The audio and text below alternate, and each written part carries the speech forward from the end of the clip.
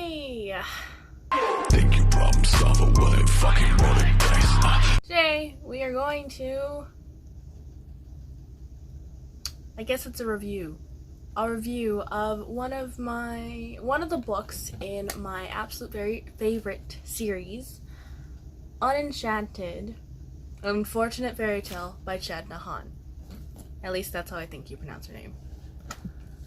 Well, this is the first book in the Unfortunate Fairy Tale series. We start off with our main character, Mina Grime, and her talking about one of the more unfortunate / fortunate days in her life. She has her best friend, Nan, and there is also her crush, Brody, and her mother and her brother, who I completely forgot about for a hot second. And someone else that pops in a little bit later. I highly recommend the series. This book is a little but it's still enjoyable. I just a little bit ago finished rereading it for the third time, and it's not bad. I would recommend you check it out. You can find it on Kindle and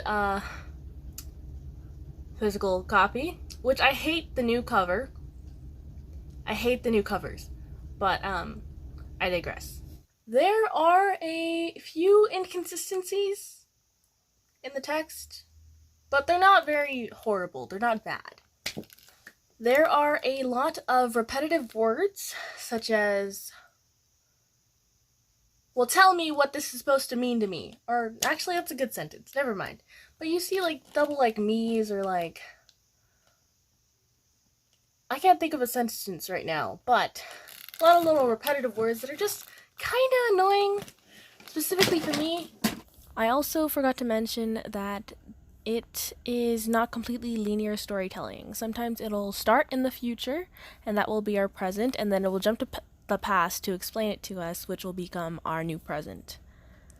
It is also written in third person limited, specifically towards Mina and those directly around her. So that is it for my spoiler-free review. And if you'd like to stick around for me just talking about it, then I'll write to you masochists? I don't know. If you've read the book, let me know. Please let me know. I need to find more people who have read this book or the series. If you read the whole series, I'm going to do a video on every book. So if you read the whole series, let me know in the comments, please. Alright, a few things about the book. In one of the first scenes, Mina's bag strap rips and drops all her books. So I assume that her bag was open. But then she has to hold it closed and safety pin it shut. That doesn't make any sense. Like, actually, doesn't make any sense because if her strap broke, and it's a backpack, like a regular backpack, like, she had a bigger bag than this, but like, if your strap broke, I can see why your books would fall out because you're like, they'd probably fall forward, but I don't see why you had to hold it closed as you safety pin the strap back in place. That doesn't make any sense. So that's one thing that didn't make sense in the book to me. Another is Nan is so mean to Mina for not only taking a picture of her running after the bus, but tweeting about it. That is so messed up, honestly. I don't know how, like, she spun it as, oh, well, this will get you attention. I'm trying to get you attention. No, like, that's not a good thing to do as a friend. You shouldn't be humiliating your friend. Ooh, drop my tea and my water.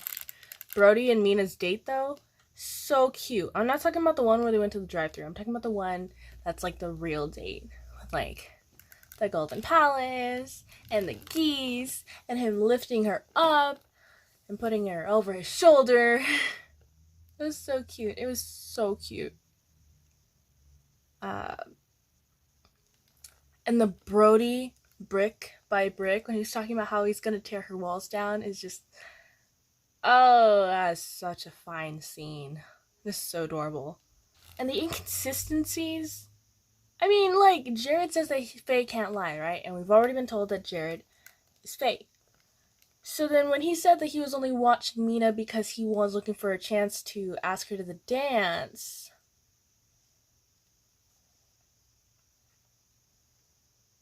was he lying about that? You know, because he's not supposed to be able to lie. And then he says, what does he say? Oh, I wasn't following you. That, I didn't lie about that. So, like, does that mean that you lied about the first one? Or were you really watching her? Not just so you can find a time to ask her to dance,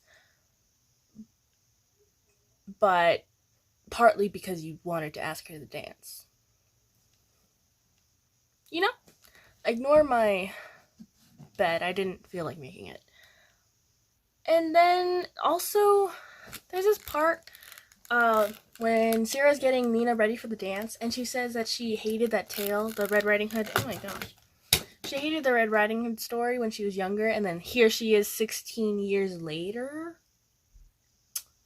That doesn't make any sense, because how young is Sarah? Like, 16 years later. So she was a child. You know, like, that, the years don't match up on that either. And that's the last thing I have to say about it. But oh my gosh. Actually, no, I'm gonna gush a little bit more about certain scenes. When Jared went to go save her, and then he's getting ripped at by the wolf.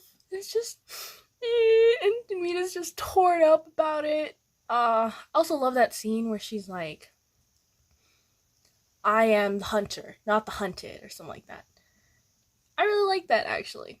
It was very, like, girl power, but take out the cringe of girl power. I liked it. I really liked it.